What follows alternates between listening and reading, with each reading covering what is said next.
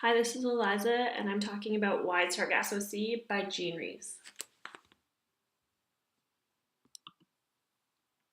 In this slideshow, I'm going to be talking about British emancipation in the Caribbean colonies, British marriage law before the British Marriage Act of 1870, and primogeniture, and then how they all connect to create the very specific climate of Wide Sargasso Sea.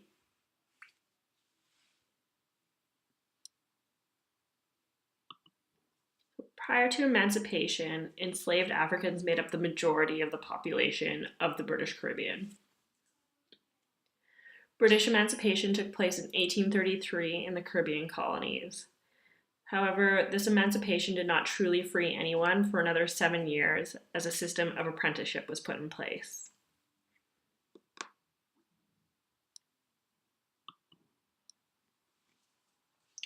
The British government thought apprenticeship would provide a way to ease the transition for both slave owner and slave.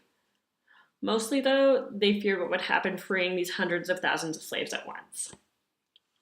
Under apprenticeship, these quote-unquote freed slaves were obligated to continue serving their masters, but their masters were supposed to provide them with a little more. So food, clothing, housing, medical care, and a bit of land to grow their own crops or to teach them some sort of craft.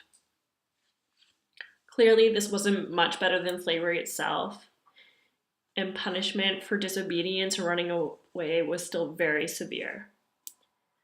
In Wide Sargasso Sea, the character Christophine references the treadmill punishment, and it was a form of punishment where convicts or slaves to work the mill by walking around on these boards on a cylinder. This often really damaged the feet. I think it's important to just mention who the Creoles were. So Creoles were born in the Caribbean, but they were of European descent. And so the main character, Antoinette, is Creole, and her family were once wealthy slave owners.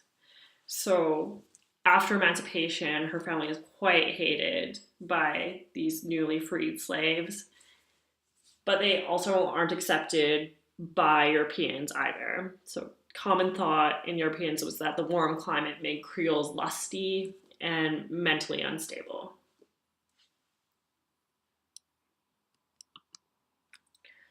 Primogeniture essentially means the eldest child, typically the oldest son of a family, inherits everything: property, wealth, and valuables.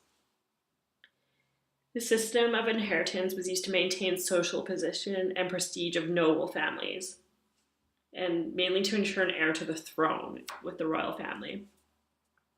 But it also passed on to landowners and to peasants. The use of primogeniture slowly faded out of use and came to an end in Britain in 1925. So Antoinette's husband summarizes the issue of primogeniture quite succinctly here, this quote: "Since he is the second son, his father has arranged a marriage which will financially benefit him." And it's to Antoinette.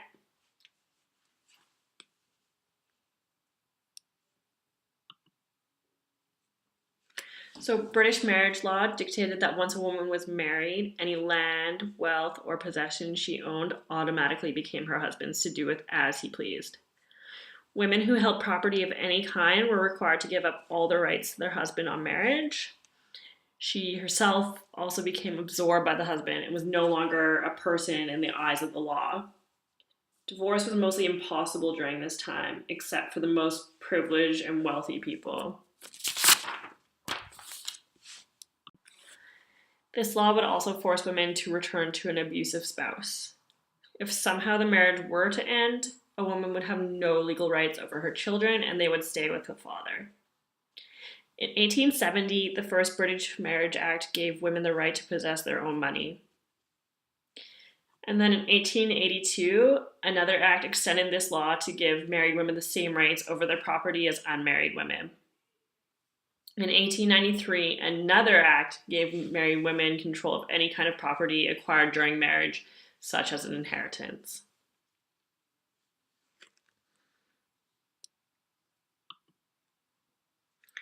So ultimately, Antoinette loses her identity almost entirely to these systems of colonialism, imperialism, and patriarchy. The state of racial tension, which was created from colonialism, is highly isolating for Antoinette and eventually pushes her from her home. Her autonomy is further encroached upon by the structures of primogeniture and marriage law and her unfortunate marriage to her husband. Antoinette's relationship with her husband becomes reminiscent of the master-slave dynamic between Prospero and Caliban in A Tempest, instead of a traditional husband and wife relationship. This becomes particularly apparent when Antoinette's husband insists upon giving her a new name, a name of his choosing. Aimé Césaire illustrates the importance of a name when Caliban fights with Prospero and refuses to answer to the name that Prospero has given to him. He states, "Every time you summon me, it reminds me of a basic fact, the fact that you've stolen everything from me, even my identity." All of these issues could be talked about in more detail, and I've only just scratched the surface, barely. The fact that Antoinette is white is in itself quite highly charged, and Jean Rhys's choice to create a protagonist of that background could be discussed at length. The issues of slavery, emancipation, and the following racial tensions are still current and can be debated and discussed further, as could issues of women's rights and patriarchy.